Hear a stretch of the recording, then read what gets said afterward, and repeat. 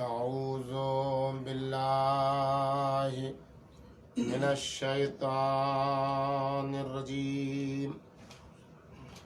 بسم الله الرحمن الرحيم.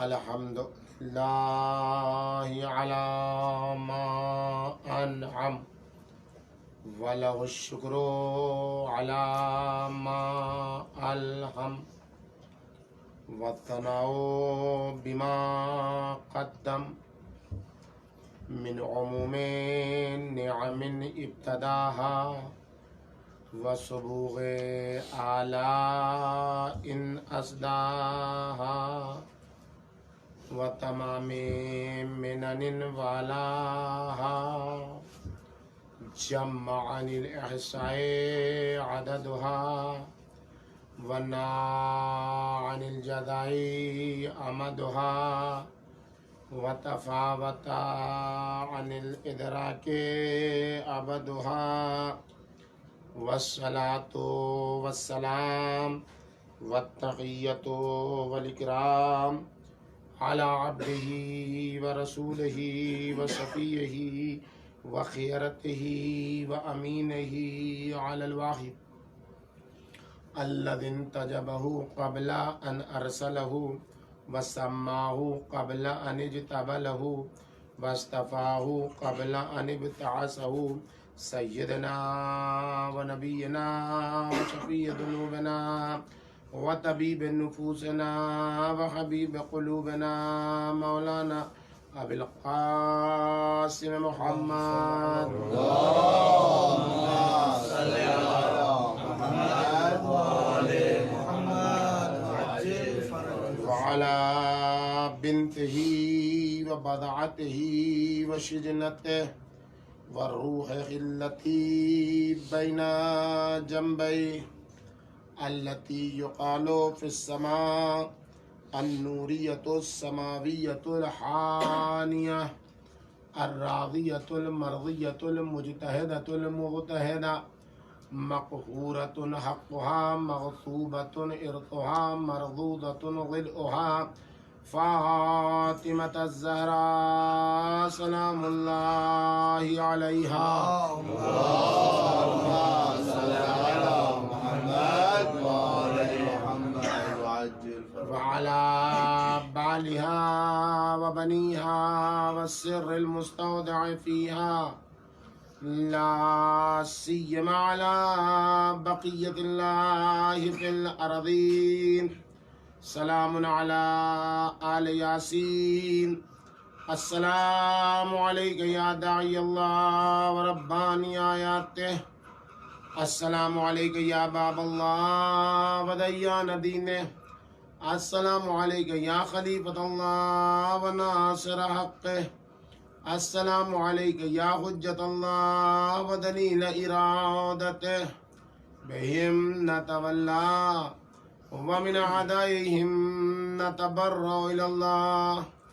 أما بعد فقد قال سبحانه وتعالى في محكم كتابه ومتقن بيانه وقوله الحق الذين يبلغون رسالات الله ويخشونه ولا يخشون أحدا إلا الله وكفى بالله حسيبا.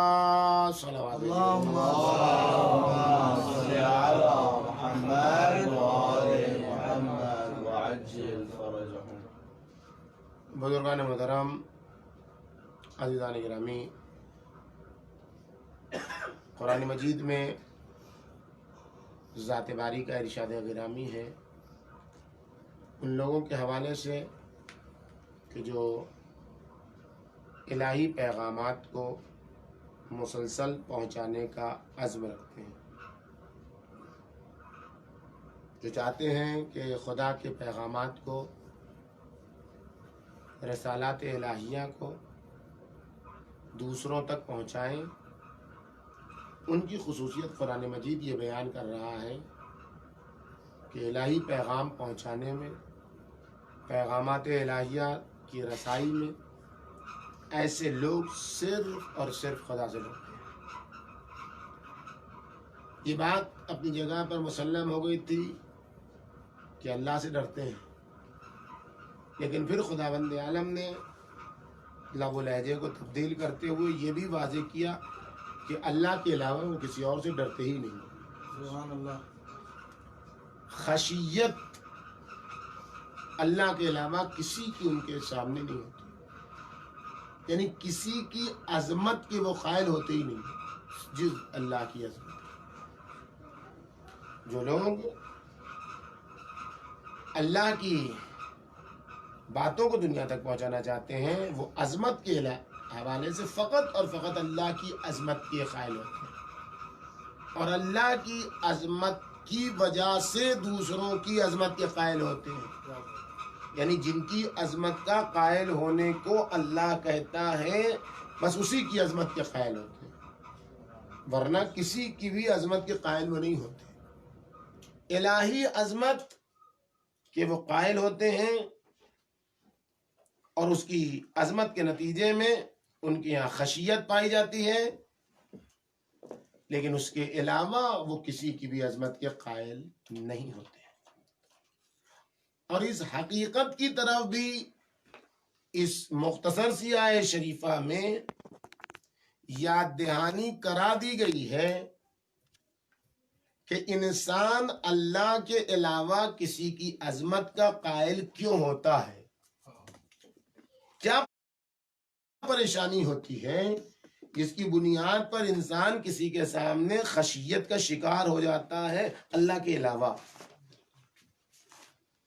اور وہ مشکل یہ ہے بنیادی طور پر کہ انسان سب کے لیے ایک حساب کھولے رہتا ہے، اور جب سب کے لیے انسان حساب کھولے رہتا ہے تو ہر کے اکاؤنٹ میں کچھ نہ کچھ ڈالنا ہے،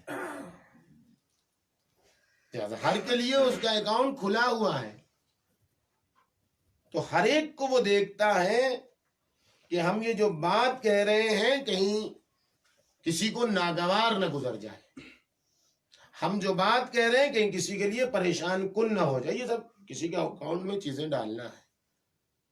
خداوند عالم اس مشکل کو حل کر رہا ہے اسی مختصر سی آیت شریفہ میں کہ جو لوگ الہی پیغامات پہنچاتے ہیں ان کی بنیادی اچھائی یہ ہے کہ وہ خشیت الہی کے قائل ہوتے ہیں، خشیت الہی کے علاوہ کسی دوسرے کی عظمت کے قائل نہیں ہوتے، اور ان کی جو سب سے عظیم خصوصیت یہ ہوتی ہے کہ وہ سب کے اکاؤنٹ کو بند کر دیتے ہیں، سب کے حساب کو بند کرتے ہیں، وَكَفَى بِاللَّهِ حَسِيبًا۔ سبحان اللہ، سبحان اللہ۔ ان کی خصوصیت یہ ہوتی ہے کہ وہ اپنے حساب و کتاب کے لیے فقط اللہ کو کافی جانتے ہیں، اللہ کو کافی سمجھتے ہیں۔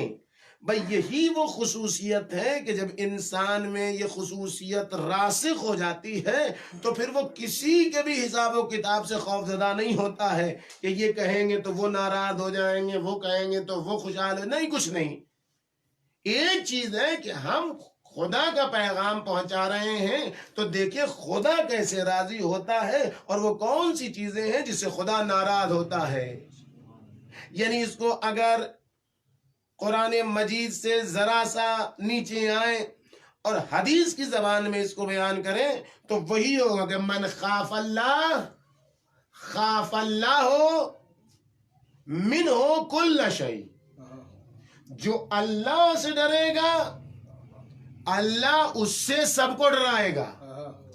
ومن لم یخف اللہ اخافہ اللہ من کل شیء، جو اللہ سے نہیں ڈرے گا اللہ اس کو سب سے ڈرائے گا۔ جو اس لیے کہ جب سب کے لیے اکاؤنٹ کھول لیا ہے تو سب سے ڈرے گا، اور جب صرف اللہ کو اپنے حساب و کتاب کے لیے کافی مانے گا تو پھر اللہ کے علاوہ کسی اور سے ڈرے گا نہیں، ساری دنیا اس سے مرعوب ہوگی، اس کے روب و دبدبے کی شامل حال ہوگی، اس لیے ساری دنیا اس سے ڈرے گی۔ تو یہ وہ حقیقت ہے، اور اگر اس کو تفسیر کے دائرے میں عینی تفسیر کے طور پر دیکھنا ہے، خارجی تفسیر کے حوالے سے دیکھنا ہے، لفظوں سے باہر نکل کر خارجی دنیا میں دیکھنا ہے، تو بہترین نمونہ الہی پیغامات پہنچانے کے حوالے سے اس دور میں اور ہر دور میں زینب کبریٰ سلام اللہ علیہا کا کردار ہے.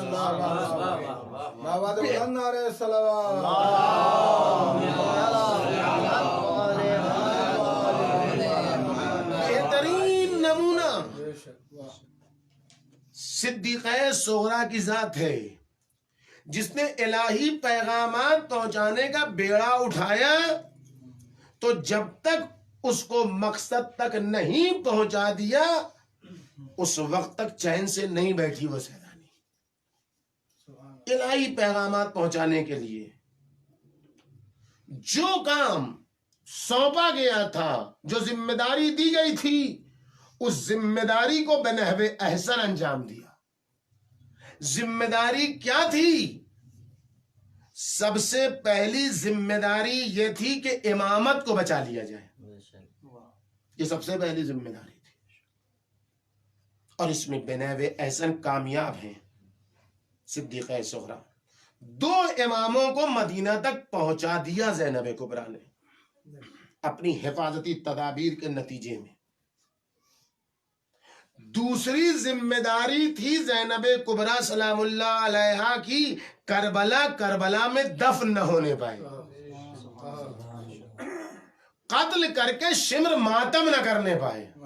کیا بات ہے، واہ واہ واہ. قتل کر کے یزید ماتم نہ کرنے پائے. یہی ہونے والا تھا، یہی ہونے والا تھا کربلا کے بعد.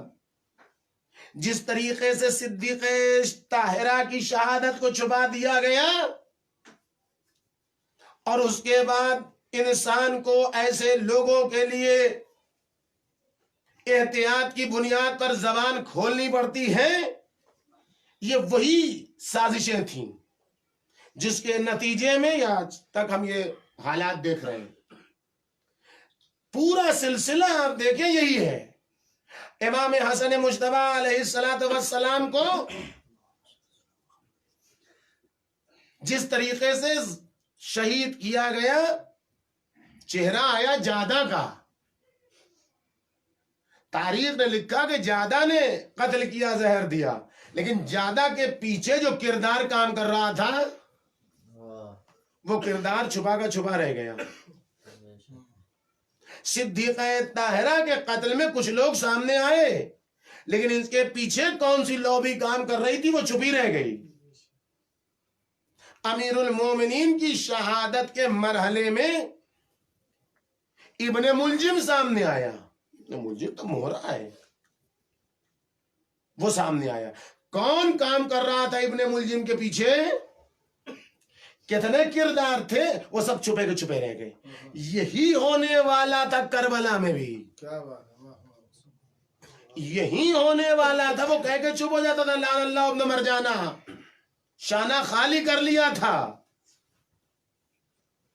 لیکن یہ صدیقہ صغریٰ کا کرشمہ تھا کہ ماضی کے تمام یزیدوں سمیت وقت کے یزید کا چہرہ بھی سامنے پیش کر دیا. صدیقہ صغریٰ نے فقط کربلا کے یزید کا چہرہ نہیں کھولا ہے، یزید کے چہرے سے نقاب نہیں اتاری ہے. اس لیے کہ یزید کے چہرے سے نقاب اترنا کوئی یزید کے چہرے سے نقاب اترنا تھوڑی تھی. یزید کے چہرے سے نقاب اترنا کوئی یزید کے چہرے پر لگی ہوئی نقاب کو کھینچ لینا نہیں تھا. یزید کے چہرے پر سے نقاب اترنا یعنی پرت در پرت جتنی نقابیں ہیں سب کو نوچ لو. یہ کرشمہ ہے زینب کبریٰ سلام اللہ علیہا کا. کیوں؟ اس لیے کہ یزید، یہ جتنے کہتے ہیں کہ یزید پر لعنت نہ بھیجو، ان کو یزید سے دوستی تھوڑی ہے. ان کو یزید کو تو بدترین سے بدترین آدمی بھی ابن تیمیہ جیسا بے نیل و مرام آدمی تعریف کر دیتا ہے، ورنہ جتنے یزیدی نسل کے وہ بھی تو یزید کی تعریف نہیں کرتے. جتنے کل امام حسین کو روک رہے ہیں تو وہ بھی تو یزید کی بات میں تعریف نہیں کر پائے. تو یزید کی کوئی تعریف تو نہیں کرتا ہے، لیکن یزید پر لعنت بھیجنے سے کیوں گھبراتا ہے؟ جو صدیقہ کبریٰ نے رائج کر دیا، صدیقہ صغریٰ نے رائج کر دیا. کیوں گھبراتا ہے؟ کہنے والے نے کہا نا یزید پر لعنت ہوگی تو یزید پر لعنت ٹکے گی نہیں. اگر یزید پر لعنت یزید پر ٹک جائے تب تو بہت مل جائیں گے. مشکل یہ ہے کہ یزید کی لعنت یزید پر نہیں ٹکے گی. جس نے یزید کو حاکم بنایا اس پر بھی جائے گی, اس نے جس کو بنایا اس پر بھی جائے گی, اس نے جس کو بنایا اس پر بھی جائے گی. ایک اسی لیے کہنے والے نے کہا کہ یزید پر لعنت صحابہ پر لعنت کے دروازے کو کھولتی ہے, اس لیے صحابہ پر لعنت کو بچانا ہے تو یزید پر لعنت کو بچا لو. صلوات بھیجیے محمد محمد.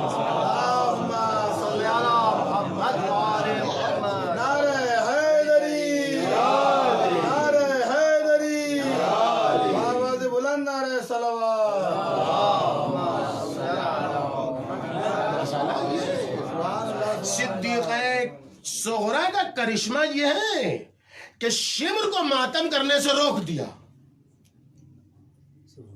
یزید کو ماتم کرنے سے روک دیا, اس لیے کہ اگر یہ سیدانی نہ ہوتی اور اس سیدانی کی تقریریں نہ ہوتی اور اس سیدانی کی صاف و شفاف تحریک نہ ہوتی اور اس سیدانی کی وہ معرکۃ الآرا تقریر نہ ہوتی جس نے چھپے ہوئے پردوں اور چھپی ہوئی تہوں کے نیچے سے یزیدیت کو باہر نکال لیا, تو کبھی بھی لوگ شمر تک نہیں پہنچ پاتے, عبید اللہ تک نہیں پہنچ پاتے, بلکہ بقول شخص سے اس کو بلا کے مجلس پڑھواتے, اس لیے کہ اس نے پورا واقعہ کربلا دیکھا ہے, یہ بہت اچھے سے کربلا سنائے گا, اس لیے کہ اس نے دیکھا ہے کیا کیا کیسے کیسے ہوا ہے. یہ کرشمہ ہے سیدانی کا, یہ کرشمہ ہے شریکت الحسین کا. ابن عباس اور ابن عباس جیسے کیا جانے لے کر حسین کیوں آئے تھے, دنیا نہ معلوم کیوں کہتی ہے ابن عباس کو, بڑے باریک بھی تھے, اس آنکھ سے پردے کے پیچھے جو ہوتا ہے وہ دیکھ لیتے تھے. اگر یہ نہیں دیکھنے والے تھے تو پھر سیدانی کو جانے سے روک کیوں رہے ہیں؟ جب کہا کہ آپ جا رہے ہیں, آپ جائیے, ان خواتین کو لے کے نہ جائیے, تو کیا کہا تھا,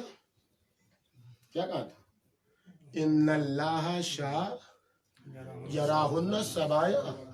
مشکل ہے, اللہ یہ چاہتا ہے, آپ مجھے بتائیے, اللہ یہ چاہتا تھا کہ حرمت الہی سربراہ نہ ہو جائے, اللہ یہ چاہتا تھا کہ غیرت الہیہ اسیر ہو جائے,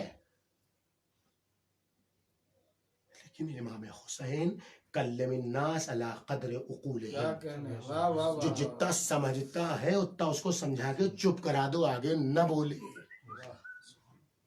یہ واقعہ کربلا سے پہلے کسی کی سمجھ میں آ نہیں پا رہا تھا کہ زینب کی ضرورت کیا ہے سلام اللہ علیہ. یہ کربلا کے بعد کوفے کی تقریروں نے بتایا کہ زینب کی کیا ضرورت تھی. یہ کربلا کے بعد دربار عبید اللہ نے بتایا زینب کی ضرورت کیا تھی. یہ کربلا کے بعد راہ کوفہ و شام نے بتایا زینب کی ضرورت کیا تھی. یہ بازار شام نے بتایا زینب کی ضرورت کیا تھی. یہ دربار شام نے بتایا زینب کی ضرورت کیا تھی. واپسی میں آن کر کربلا میں زینب کے گریے نے بتایا زینب کی ضرورت کیا تھی. یہ کوئی نہیں سمجھ سکتا تھا, یہ لوح محفوظ کی تحریر پڑھنے والا امام سمجھ سکتا ہے, یہ شریکت الحسین زینب سمجھ سکتا ہے. صلوات بھیجیے پھر محمد وآل محمد.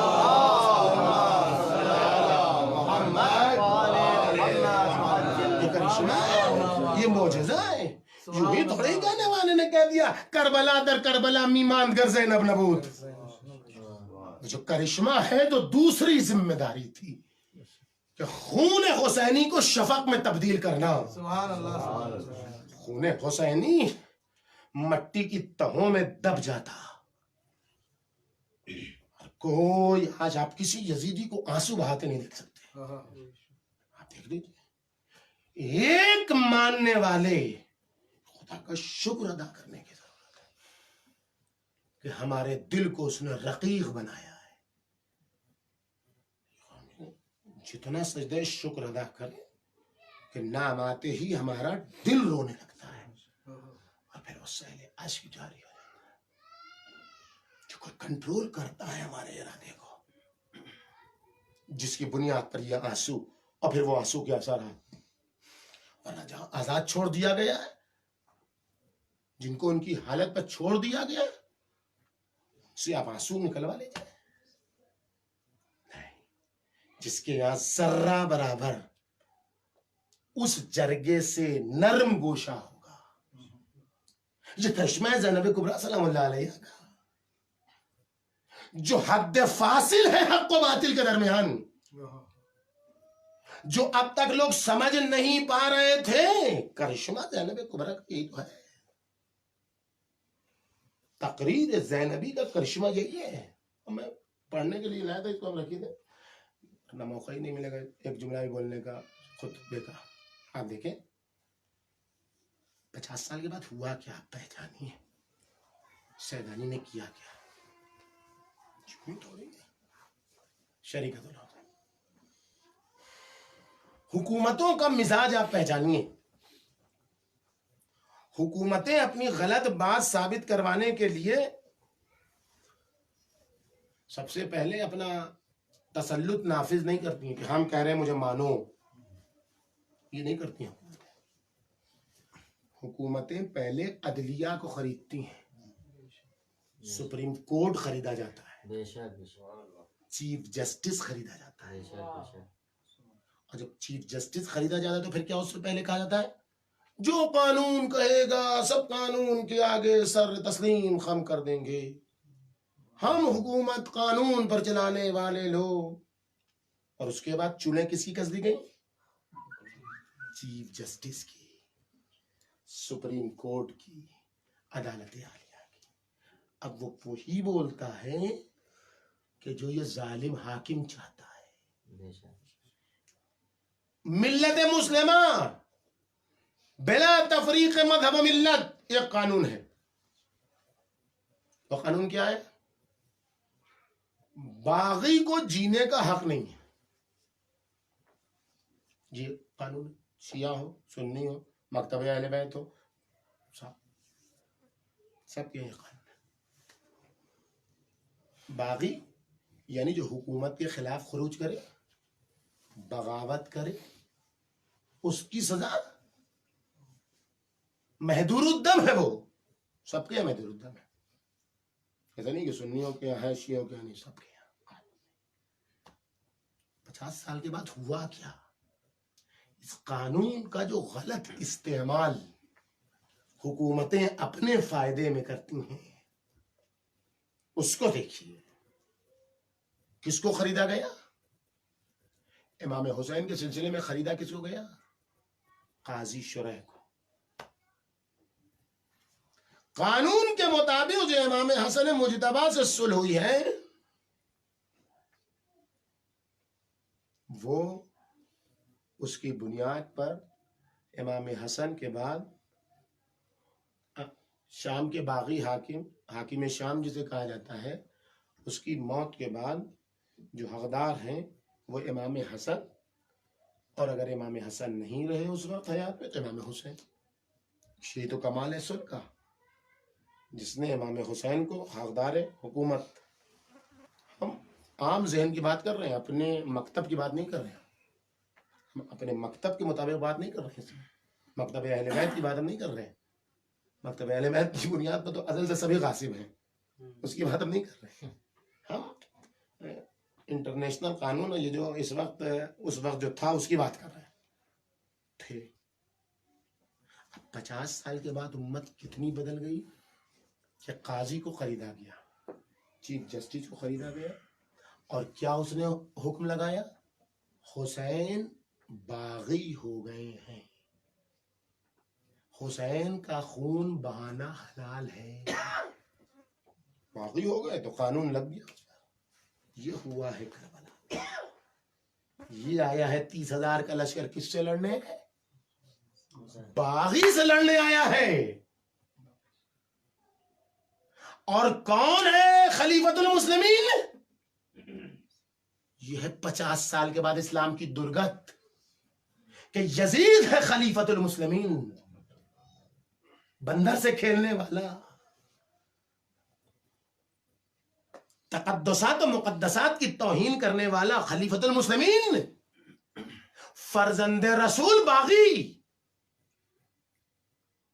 آپ کو سمجھ میں آئے گا امام حسین علیہ السلام نے کیا کہا تھا جب مروان کہہ رہا تھا قرآن پڑھائیے، مدینہ آپ کے جد کا ہے، تفسیر آپ ہی کی تو ہے، آپ پڑھائیے تفسیر. حدیث آپ سے اچھی کون سنائے گا رسول اللہ کی؟ آپ سنائیے. امام حسین کوئی جواب نہیں دیتے ہیں. کیا کہتے ہیں؟ علی الاسلام میں السلام. جو باغی حاکم بن جائے، دفن ہو جاتا یہ پیغام کہ جب باغی حاکم بن جائے تو اسلام پر فاتحہ پڑھ دو. جو کرشمہ ہے سیدانی کا وہ یہی ہے، جس نے یزیدیت کی چولیں ہلا دی کربلا تک سے لے کے شام تک کے دوران.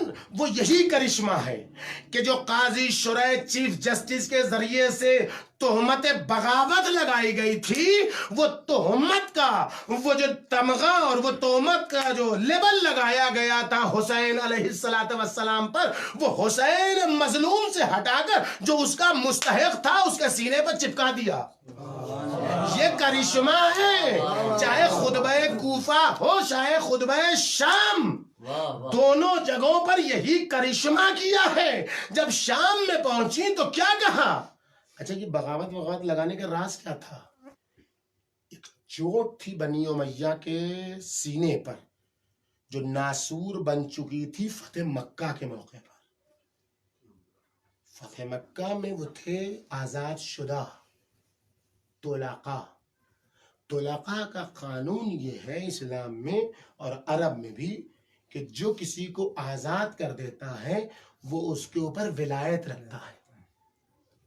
اور آج بھی ہے کہ اگر میراث تقسیم ہو رہی ہے اور میت کا کوئی وارث نہیں ہے، غلام کوئی دنیا سے آزاد شدہ غلام دنیا سے گیا ہے اور اس کا کوئی وارث نہیں ہے، تو اس کے آزاد کرنے والے مولا کو اس کی میراث ملے گی. اس کو کہتے ہیں ولائے عتق. اس کو کہتے ہیں ولائے عتق. رسول اللہ نے کیا کہا تھا فتح مکہ کے موقع پر؟ اذهبوا انتم الطلقاء، جاؤ جاؤ تم سب جاؤ، تم سب کے سب آزاد شدہ ہو میری طرف سے. تھے غلام، قانون کے مطابق عرب اور اسلام دونوں کے قانون کے مطابق تم غلام تھے، تم اسیر تھے، لیکن میں نے تم سب کو آزاد کر دیا. یعنی رہتی دنیا تک مجھے ولی مانو چاہے نہ مانو، ولائے عتق کے قانون کے مطابق میری ولایت باقی رہے گی.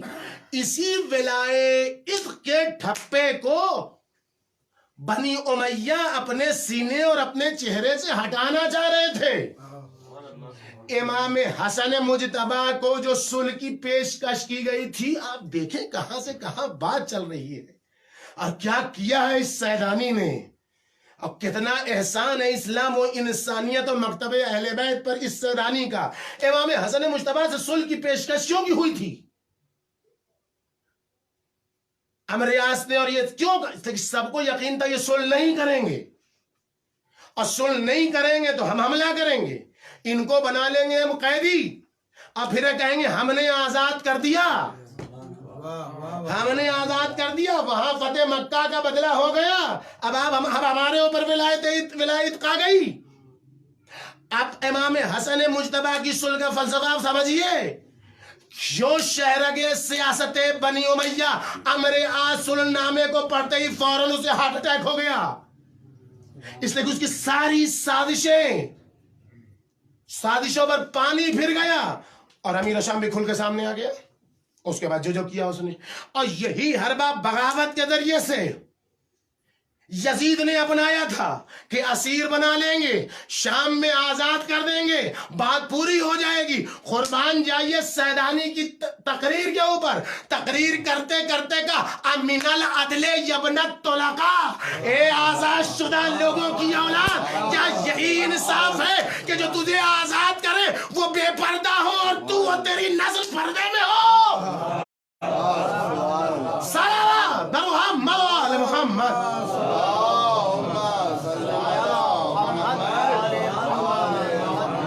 کرشمہ ہے سیدانی کا خطبہ کوفہ و شام میں، وہ یہی کرشمہ ہے کہ جو باغی تھا اس کے حقیقی چہرے کو بھرے مجمع میں ثابت کر دیا کہ تو باغی، تیرا باپ باغی، تیری نسل باغی، جو اصل حکومت کا حقدار ہے وہ حسین ہے، نسل حسینیت ہے۔ صلوات بھیجیے محمد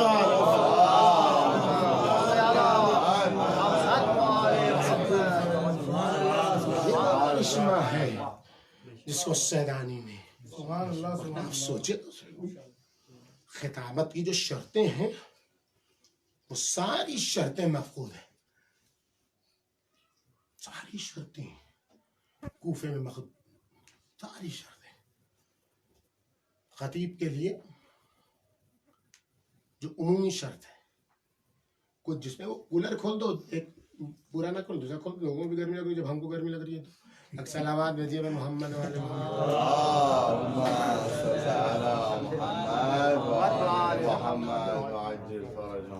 خطیب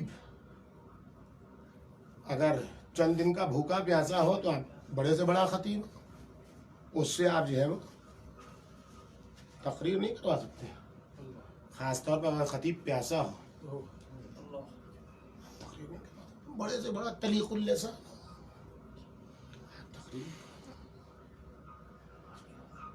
جسمانی طور پر خطیب جہاں پر خطابت کر رہا ہے اگر اس کے بیٹھنے یا کھڑے ہونے کی جگہ ہل رہی ہو،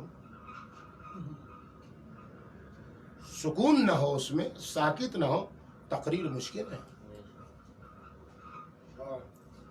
جہاں خطیب خطابت کر رہا ہے اگر روحانی طور پر ٹوٹا ہوا ہے، بڑے سے بڑے خطیب کو آپ نے دیکھا ہے جب اس کا جوان لال مر جاتا ہے تو کبھی مجلس نہیں پڑھ پاتا، دوسروں کو رلانے والا کبھی بھی اپنے لال کے مسائل نہیں پڑھ پاتا ہے، وہ دوسروں کے مجلس پڑھواتا ہے، لیکن ٹوٹا ہوا ہے، فکر کے ساتھ الفاظ نہیں دے پاتے ہیں، بولے گا کچھ زبان سے نکلے گا کچھ۔ جہاں بول رہا ہے وہاں کے مجمع کو ہم فکر ہونا چاہیے۔ آپ دیکھا ہے ان لوگوں کو آپ نے کہ جو لوگ عمومی مجمع میں اندر خانے میں تو سب چیزیں نیٹ پر آ چکی ہیں، اندر خانے میں لمبی لمبی تقریر کرنے والے ایسے تبرہ ویسے تبرہ، یہ کرو وہ کرو، جو وہ ماں ڈالو کاٹ ڈالو، اور جب وہ ٹی وی پر آتے ہیں تو سب کو لے کے چلتے ہیں، یہ ثابت کرنے کے لیے کہ ہم صلح کل ہیں۔ وہ نا سامنے آپ نے دیکھا نا نیٹ پر ٹی وی پر سب دیکھا نا آپ نے کہ تمام صحابہ جو ہیں وہ سب قابل عزت ہیں۔ اب تو مجلس جو اپنے میں پڑھتے ہیں اس میں تو کہتے ہیں نہیں ان کو سب کو مارو کاٹو، اور ٹی وی پر آئے تو آپ نے کیسے کہہ دیا کہ سب قابل احترام ہے رسول اللہ کے 5000 10,000 1 لاکھ صحابہ، یہ کیسے کہہ دیا آپ نے؟ ذرا سی قرآن کی شدھ بدھ بھی ہوتی تو یہ نہ کہتے، قرآن کی شدھ بدھ بھی ابجد خانی اگر کی ہوتی قرآن کی تب بھی یہ نہ کہتے۔ کون مسلمان ہے جو کہتا ہے سارے کے سارے صحابہ قابل احترام ہیں؟ وہ جو منافقون تھے وہ جو صحابہ تھے کہ نہیں تھے؟ یہ تبڑا سورہ منافقین کہے کے لیے ہے قرآن میں؟ تو اگر ذرا سے مردانگی تھی ویسے ہی جیسے اپنے مجمع میں بیٹھ کے آپ چھتیں اڑایا کرتے ہیں تو یہاں بھی کہتے کیا بک رہے ہو، صحابہ کا احترام کرتے لیکن سب کا نہیں۔ اور منافقون جو تھے وہ کون تھے؟ سورہ منافقون کس کے لیے نازل ہوا ہے؟ ابو لہب کے لیے، عتبہ شیبہ کے لیے، کس کے لیے نازل ہوا ہے؟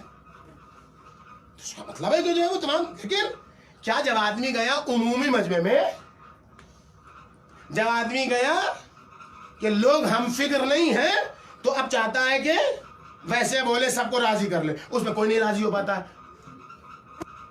تو مجمع جب ہم فکر نہ ہو تو بولنا خطیب کے لیے بہت مشکل ہے، محال نہیں ہے، مشکل ہے اگر منجھا ہوا خطیب نہ ہو تو.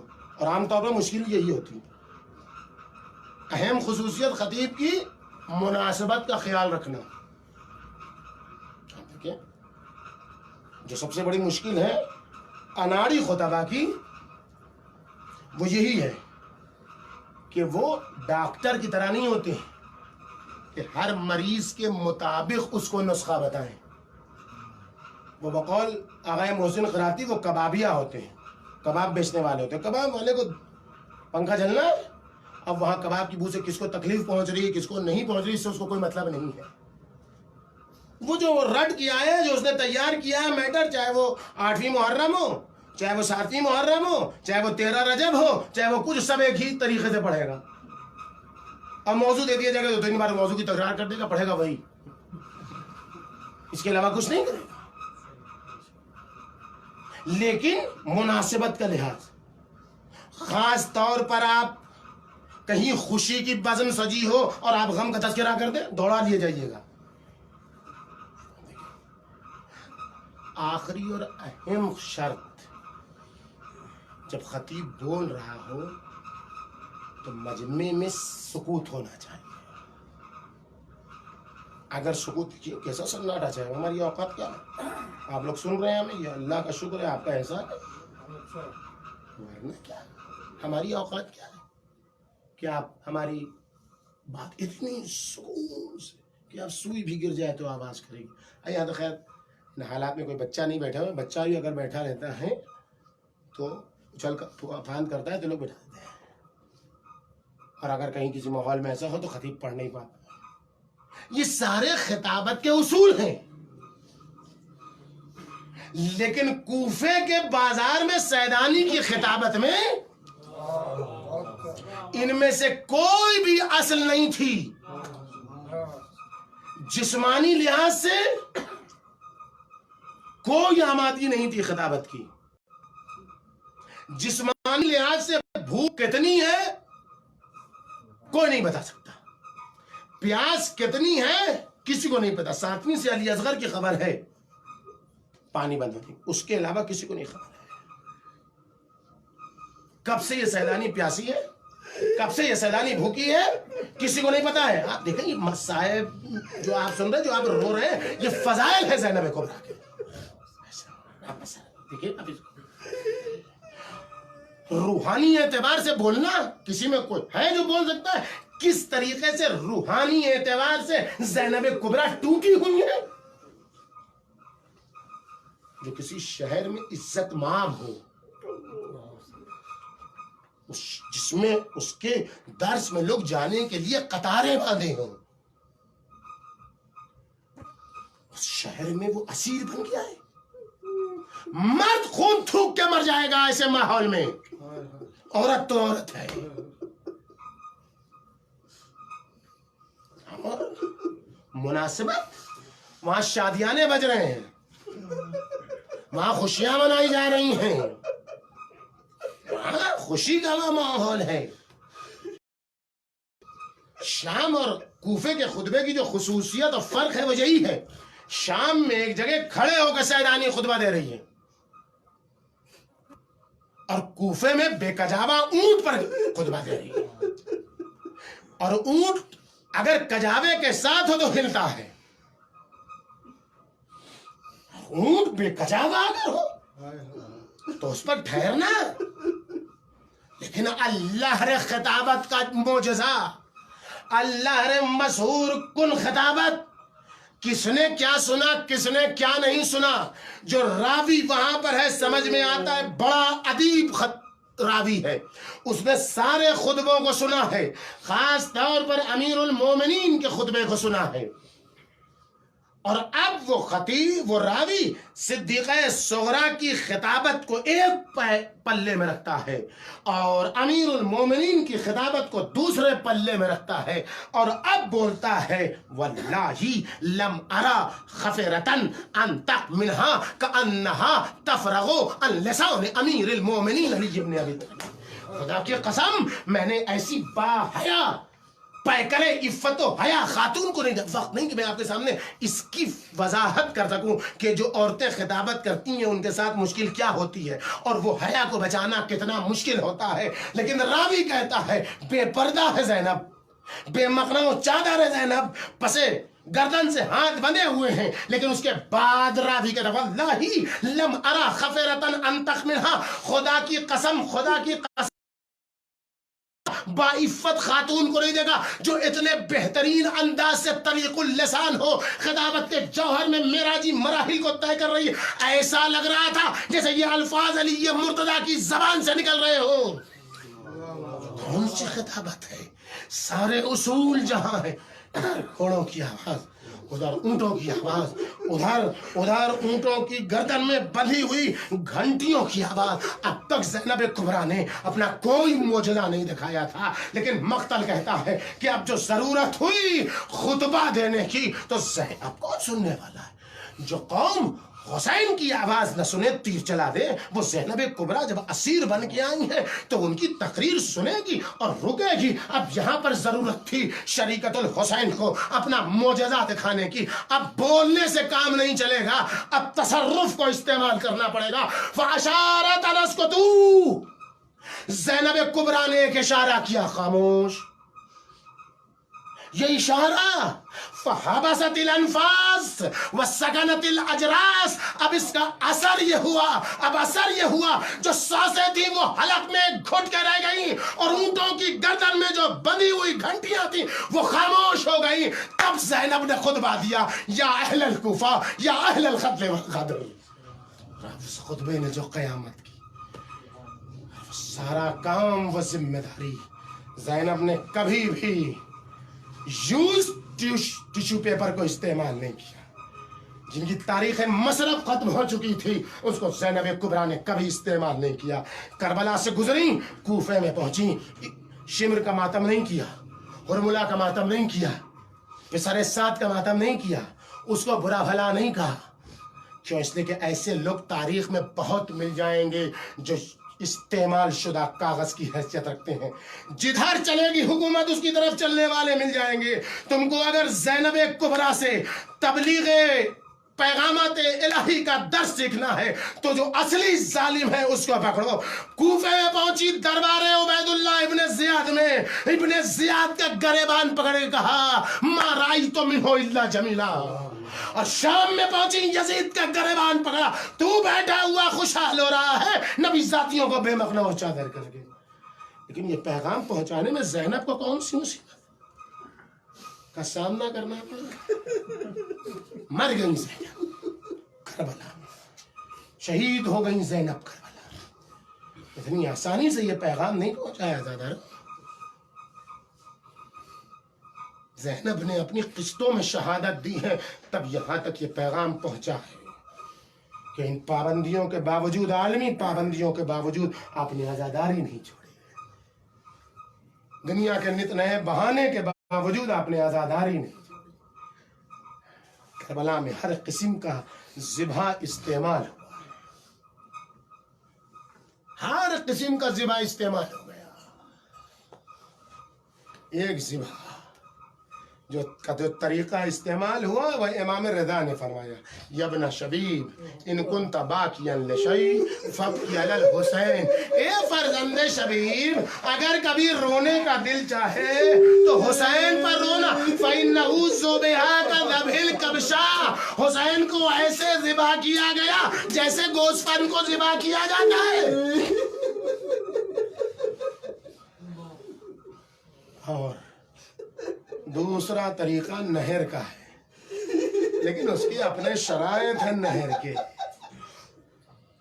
اس کے سن و سال اس میں کسی بڑے جانور کے ساتھ ہوتا ہے، دور سے بھالا چلایا جاتا ہے اس کی نہر اور اس کے حلق پر لگتا ہے، وہ تڑپ تڑپ کے مارتا ہے تو اسے کہتے ہیں نہر نہیں ہوتا، یہ اونٹ جیسے جانور کے ساتھ ہوتا ہے۔ لیکن کربلا میں تو سارے رواج بدل چکے تھے۔ جب حسین لے کر آئے ہیں لاش علی اصغر کو تو فریاد نہیں کرتی ہے کہ آپ تو پانی پلانے لے گئے تھے، میرے بچے کو شہید کر کے لے آئے، نہیں کچھ نہیں کہتے، ایک جملہ، یا بنائی اب اس کا جنہار، اے میرے لال، ارے کیا تیرے جیسے بچے بھی نہر کیے جاتے ہیں؟ وقت مجلس ادا ہے۔ اور تیسرا طریقہ مچھلی کا ذبیحہ ہے، نہ کاٹ کے، نہ ذبح کر کے، نہ نہر کر کے۔ مچھلی کا ذبیحہ کیا ہے کہ مچھلی کو پانی سے باہر نکال دو، وہ تڑپ تڑپ کے مر کا ذبیحہ ہے۔ کربلا میں یہ تیسرا طریقہ زینب کے لیے استعمال ہوا، لیکن فرق ہے، حسین ذبح ہوئے ایک بار میں ذبح ہو گئے، ارے اصغر ذبح ہوئے ایک بار میں نہر ہو گئے، لیکن یہ فقط زینب ہے جو قسطوں میں شہید ہوتی رہی۔ ایک بار شام غریبہ میں 11ویں محرم کو بازار کوفہ میں، دربار شام میں، بازار شام میں زینب مسلسل شہید ہوتی رہی۔ بات آزاد آ رہی ہے، امام زمانہ خون کے آنسو رو رہے ہیں، آپ سب پرسہ دینے آئے ہیں نا، مجلس منعقد کی جا رہی، بہت سارے لوگ اس بیچ میں، خواص خود میں مجلس ہو اور وہاں ارشد صاحب کے والد کی یاد نہ منائی جائے، وہاں مولانا سید محمد رضوی پیکر کی یاد نہ منائی جائے تو خواص پور کی مجلس کا حق ادا نہیں ہوگا، اس لیے کہ وہ وہاں کے لوگ ہیں کہ جنہوں نے عزاداری کے فروغ میں بڑا کام کیا ہے، اور یہ سب کے سب آج امام حسین علیہ السلام کی بارگاہ میں ہوں گے۔ ادھر وہ عاشق حسین فضل امام صاحب جو کل دنیا سے گزر گئے، وہ بھی آج امام حسین کی بارگاہ میں ہوں گے۔ سارے لوگ حج ہوں گے جو پرسہ لے رہے ہوں گے، پرسہ دے رہے ہوں گے، وہ خواتین جو دنیا سے گزر گئی ہیں، طویل فہرست ہے، لیکن کسی کو آج پرسہ تھوڑی دینا ہے، کسی کو آج تعزیت تھوڑی پیش کرنا ہے، آج تو امام زمانہ کو ان کے خون کے آنسو کا پرسہ دینا ہے۔ عالم دین پوچھتے ہیں مولا آپ کو کربلا کی کون سی مصیبت؟ بھائی یہی دعا ہے، دعا کا کون سی مصیبت آپ کو کربلا کی خون کے آنسو رلا رہی ہے؟ کیا یہ قاسم کی مصیبت؟ واحد شہید جو 2 بار پامال ہوا، ایک بار زندگی میں پامال ہوا، ایک بار شہادت کے بعد پامال ہوا، کہا نہیں یہ وہ شہادت، یہ مصیبت ہے کہ اگر قاسم بھی زندہ ہوتے خون کے آنسو روتے۔ مولا کیا یہ علی اکبر کی مصیبت ہے؟ واحد شہید جس کی شہادت پر امام حسین کے چہرے پر موت کے آثار نمودار ہو گئے، کہا نہیں یہ وہ مصیبت ہے کہ علی اکبر بھی زندہ ہوتے تو خون کے آنسو ہوتے۔ مولا کیا یہ ابوالفضل عباس کی شہادت کی مصیبت ہے؟ واحد شہید جس کی شہادت پر امام حسین نے اپنی امید کے منقطع ہونے کا اعلان کیا، بھیا تم دنیا سے گزر گئے، حسین کی امید ٹوٹ گئی، کہا نہیں یہ وہ مصیبت ہے کہ اگر عباس بھی زندہ ہوتے خون کے آنسو ہوتے۔ مولا کیا یہ علی اصغر کی شہادت کی مصیبت ہے؟ کسی کی مصیبت پر حسین نے آستینیں نہیں پلٹی، نہیں کہا اللہ میرے لیے سب سے بڑی مصیبت ہے صرف علی اصغر، کہا نہیں یہ وہ مصیبت ہے کہ اگر علی اصغر بھی زندہ ہوتے تو خون کے آنسو ہوتے، خون کے آنسو روتے۔ تڑپ کے پوچھا مولا کیا یہ حسین کی شہادت کی مصیبت ہے؟ جب زمین کربل کو جھٹکا لگ رہا تھا، جب فرات کا پانی نازل چل رہا تھا، کہا نہیں یہ وہ مصیبت ہے کہ اگر حسین بھی زندہ ہوتے خون کے آنسو روتے۔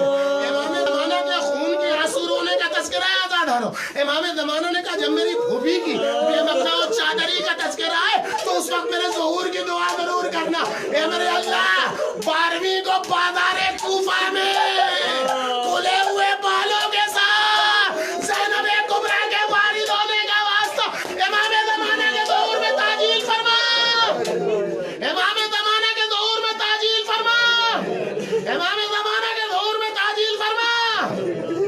ہم گناہگار यारों को उनके नासिरों में शुमार फरमा। जो मोमिन और मोमिनात दुनिया से गुजर गए उन्हें आज की शब इमाम हुसैन के हमरा ज़ैनब कुबरा का खुसूसी मेहमान करार दे। एक बार तड़प के आलिम दीन ने पूछा, ए मेरे मौला, ना कासिम की मुसीबत, ना उन मोहम्मद की मुसीबत, ना अली अकबर की मुसीबत, ना अब्बास की मुसीबत, ना असगर की मुसीबत, ना हुसैन की मुसीबत, तो फिर करबला की किस मुसीबत पर? आका खून के आंसू रो रहे, आवाज दी 11वीं को ज़ैनब कुबरा का करबला से कूफा, कूफे से शाम, फिर आया जाना। अरे वो मुसीबत है जिस पर खून के आंसू रो रहा। एक बार ज़ैनब ने सबको सवार कर दिया।